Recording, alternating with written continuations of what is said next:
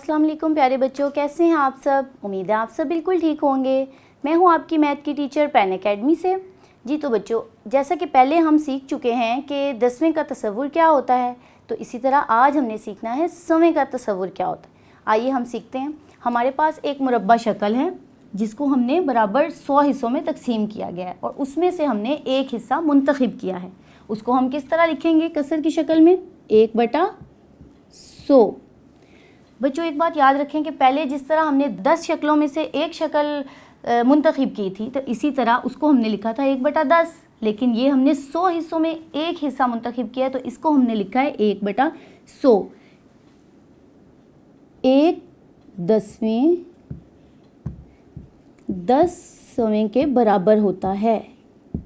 ठीक है, ये बात आपने याद रखनी है। 1/10 10वें के बराबर होता है।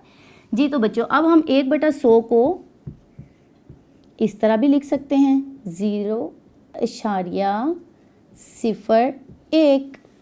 बिल्कुल इसी तरह अगर हमारे पास हमने इन 100 में से एक से ज़्यादा हिस्से मुंतखब किए होंगे तो वो हम कैसे लिखेंगे, इशारी सूरत में कैसे लिखेंगे, वो मैं आपको सिखाती हूँ।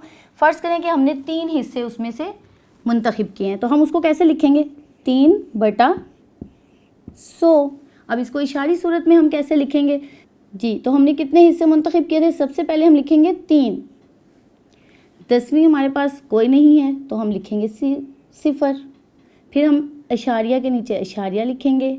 इकाइयाँ भी हमारे पास कुछ मौजूद नहीं है तो उसके लिए भी हम 0 इस्तेमाल करेंगे। तो ये 3/100 को हम इशारी सूरत में लिखेंगे 0.03। इसको हम इस तरह से पढ़ते हैं, 0.03। जी तो बच्चों आइए अब हम इसकी एक और मिसाल देखते हैं। अगर हमारे पास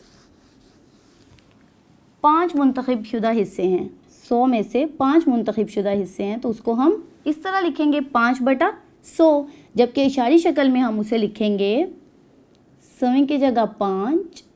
10वीं हमारे पास कोई नहीं है तो 0 नुक्ता इशारिया, और इकाइयाँ भी हमारे पास कोई नहीं है तो हम उसको लिखेंगे 0, जबकि हम इसको इशारी सूरत में लिखेंगे 0.05।